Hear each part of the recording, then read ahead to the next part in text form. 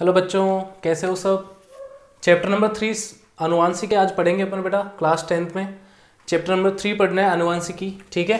और इसमें आज जो है अपन इंट्रोडक्शन पढ़ेंगे, क्या क्या चीज़ें हैं, ठीक है। तो देखो, आनुवांशिकी जेनेटिक्स जो है, इंग्लिश में क्या बोलते हैं आनुवांशिकी को, जेनेटिक्स। तो ये क्या है, ये आनुवांशिकी जो है बेटा ये क्या है, विज्ञान की एक ऐसी शाखा है जिसमें अपन क्या करते हैं कि आनुवांशिक गुणों का या उसमें सजीवों में जो आनुवांशिकता होती है और उनमें जो विभिन्नताएं आती है उनका अध्ययन करते हैं, किसमें, आनुवांशिकी में, ठीक है ना।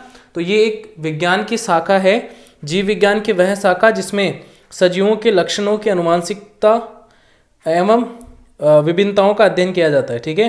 तो इसे आनुवांशिकी कहते हैं। जेनेटिक्स शब्द का सर्वप्रथम प्रयोग बेटसन नाम का एक वैज्ञानिक था, बेटसन, इसने किया था। कब? 1905 में, ठीक है, 1905 में। तो आनुवांशिकी शब्द का सबसे पहले प्रयोग किसने किया? बेटसन ने किया था 1905 में। सबसे पहले परिभाषा आनुवांशिकी की क्या होती है कि जीव विज्ञान के वह शाखा जिसमें सजीवों के आनुवांशिक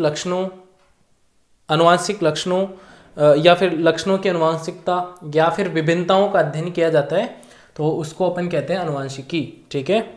सबसे पहले आनुवांशिकी शब्द का उपयोग किया बेटसन ने 1905 में। और इस आनुवांशिकी जो शब्द है, ठीक है, आनुवंशिकी शब्द जो है इसकी उत्पत्ति जो है जीन शब्द से हुई है, ठीक है। जीन शब्द से इसकी उत्पत्ति हुई है, क्योंकि आपको पता है कि इसको इंग्लिश में कहते हैं जेनेटिक्स, ठीक है। तो इस तरीके से जेनेटिक्स, जीन से ही क्या बना है, जेनेटिक्स। तो आनुवांशिकी शब्द या जेनेटिक्स शब्द जो है वो किससे बना है? जीन से बना है।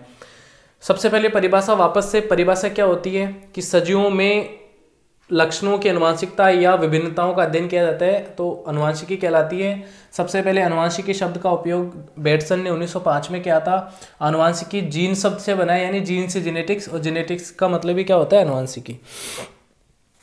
फिर नेक्स्ट थिंग ये है, अगली बात, सजीवों में लैंगिक जनन की प्रक्रिया के समय युग्मकों द्वारा विभिन्न लक्षणों का पीढ़ी दर पीढ़ी संचरण होता रहता है। इन लक्षणों को आनुवांशिकी लक्षण कहते हैं, ठीक है। तो आनुवांशिकी लक्षण क्या होते हैं?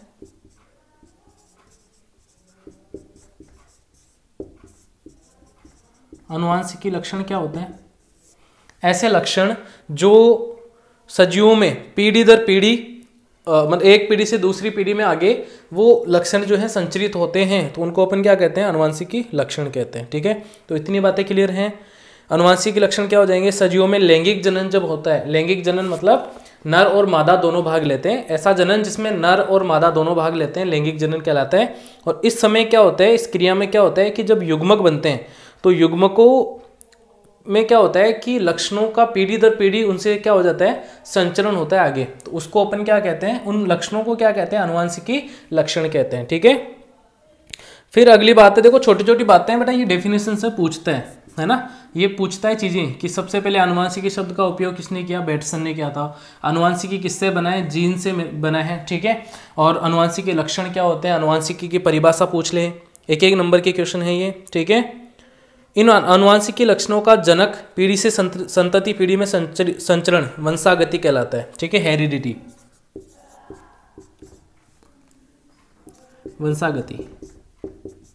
वंशागति या हेरिडिटी। हेरिडिटी क्या होती है कि आनुवांशिक लक्षणों का जनक पीढ़ी मतलब हो गया अपने पेरेंट्स, ठीक है। जनक पीढ़ी से बच्चों में आना, ठीक है, या संतति एक तो होता है जनक यानी पेरेंट्स, और उनसे जो है संतान में इन लक्षणों का संचरण होना, ठीक है। तो इस प्रक्रम को क्या कहते हैं? वंशागति कहते हैं, ठीक है। आनुवांशिक लक्षणों का जनक से संतति में आना वंशागति या फिर हेरिडिटी कहलाता है, ओके। हेरिडिटी शब्द का सबसे पहले प्रतिपादन किसने किया था? हेरिडिटी शब्द का सबसे पहले स्पेंसर नाम का वैज्ञानिक था, इसने किया था, ठीक है, 1863 में। लैंगिक जनन के दौरान जीन विनिमय होने के कारण एक ही जाति के सजीवों के मध्य परस्पर विभिन्नताएं पाई जाती है। यानी एक जाति जो होती है उसके विभिन्न सजीव जो होते हैं उनमें विभिन्नताएं किस वजह से आ जाती हैं, जैसे पेरेंट्स से जो बच्चे हैं वो बनेंगे, उनमें बच्चों में क्या आ जाती है, थोड़ी विभिन्नताएं आ जाती है। तो वो विभिन्नताएं किसकी वजह से आती हैं, जीन विनिमय या क्रॉसिंग ओवर, इसकी वजह से, या जीन विनिमय बोलते हैं, जीन विनिमय की वजह से एक पीढ़ी से दूसरी पीढ़ी में विभिन्नताएं आ जाती है। या फिर आप बोल सकते हो एक ही जाति के जीवों में विभिन्नताएं पाई जाती हैं। मेंडलवाद दे रखा है। मेंडलवाद का मतलब है बेटा कि मेंडल की जीवनी या परिचय दे रखा है, ठीक है, उसको आप पढ़ोगे। देखो मैं पढ़ा देता हूँ थोड़ा बहुत। तो ग्रेगर जॉन मेंडल को आनुवांशिकी का जनक कहते हैं, ठीक है। ग्रेगर जॉन मेंडल जो हैं उनको क्या कहते हैं, आनुवांशिकी का जनक। ग्रेगर जॉन मेंडल, इनको क्या कहते हैं, आनुवांशिकी का जनक, ठीक है। लिख देता हूं मैं डायरेक्ट, जनक। आनुवांशिकी का जनक किसको कहते हैं, ग्रेगर जॉन मेंडल, ठीक है। इनका जन्म जो है इन्होंने सबसे पहले वंशागति के नियमों का प्रतिपादन किया था। मेंडल का जन्म 22 जुलाई 1822 को ऑस्ट्रिया के हेजनडॉर्फ प्रांत के सिलिशियन गांव में हुआ था, ठीक है। तो ये आप खुद पढ़ोगे। सन 1842 में दर्शन शास्त्र में डिग्री, फिजियोलॉजी में डिग्री प्राप्त करने के बाद में 1843 में ऑस्ट्रिया के ब्रुन शहर की चर्च में पादरी बन गए, यानी पादरी बन गए, ठीक है। और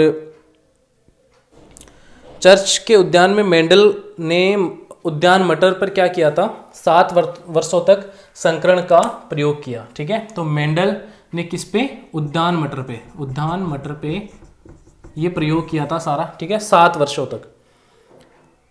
1885 में अपनी बुक जो थी ब्रुन सोसाइटी ऑफ नेचुरल हिस्ट्री में जो ये सारा प्रक्रम था, ये सारा जो शोध था उसका इन्होंने जिक्र किया, ठीक है।